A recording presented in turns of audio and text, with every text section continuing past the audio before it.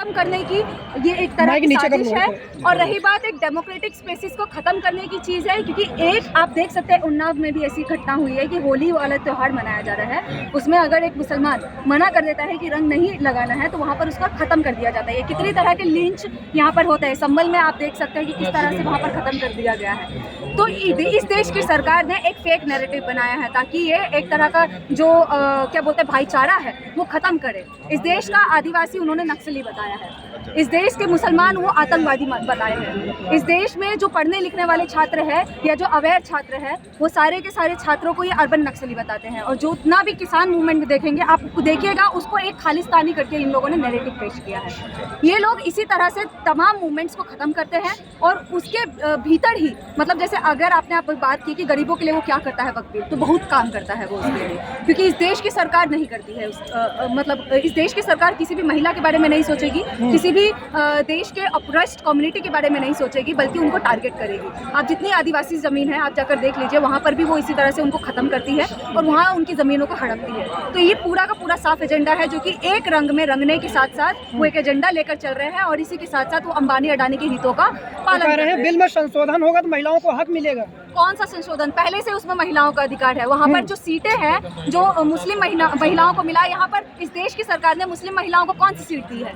या इसके जामिया की जो पीएचडी में रिजर्वेशन है उसको खत्म कर दिया है। पीएचडी का जो डेप्रिवेशन पॉइंट महिलाओं को मिलता है जेएनयू के अंदर उसको खत्म कर दिया है। तो खुद इस देश की सरकार एम्पावरमेंट के लिए क्या करती है? बेसिकली एक नैरेटिव बना रही है कि ये चीज़ इतना खराब है और नॉन मुस्लिम्स को बोलती है कि भाई हम ये इसलिए ले रहे हैं ताकि हम आपके अंदर बांट सकें। ऐसा है नहीं, ये इन लोगों को छीन कर अंबानी अडानी को ही देना है। आप देखिएगा पूरा एनटीए का मामला, जो सीयूईटी देते हैं, सीयूईटी में मदरसे के स्टूडेंट एलिजिबल नहीं माने जाते हैं। वक्फ जो बोर्ड है वो पूरा का पूरा मदरसे का खर्चा और तमाम चीज़ें देखता है, शिक्षा को देखता है। तो इस देश की सरकार जब एक खास कम्युनिटी को मतलब उस शिक्षा से वंचित रखेगी तो वो शिक्षा ग्रहण कैसे करेगा? तो मुस्लिम समुदाय में जो गरीब वंचित है उन्हें फायदा नहीं पहुंच पा रहा है। कुछ लोगों की बकौती बन गई है वक्फ बोर्ड। किसने बोला है? ये बीजेपी का कहना है कि और बीजेपी को ये बताइए कि जो 1% जो इस देश का क्या बोलते हैं अमीर वर्ग है, नहीं अमीर वर्ग है, उसके हाथ में संपत्ति कैसे पहुंच रही है? तुम हो वो जो देते हो उनके हाथ में संपत्ति।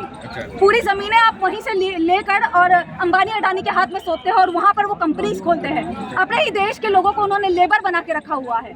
तो इसमें क्या करते हैं ये? सबसे पहले हिंदू मुस्लिम इस तरह की फूट डालते हैं और इससे क्या होता है? भाईचारा खत्म करते हैं, डेमोक्रेटिक स्पेसेस को खत्म करते हैं। इसके साथ साथ एनईपी का मुद्दा जितना आ रहा है वो पूरा का पूरा शिक्षा विरोधी क्या बोलते हैं शिक्षा माफिया को वो लोग क्या बोलते हैं पेपर खरीदने के लिए क्या बोलते हैं मजबूर करते हैं और पूरा शिक्षा माफिया चल रहा है। नीट का एग्जाम देख लीजिए, बीपीएससी का एग्जाम देख लीजिए, यहाँ तक कि 25 कोर्सेज अभी जामिया के अंदर सीयूईटी में लागू किए हैं जिसमें मदरसा का स्टूडेंट एलिजिबल नहीं माना जा रहा है। तो किस तरह की शिक्षा आप प्रमोट करने की कोशिश करते हैं? प्राइवेटाइज करने वाली शिक्षा?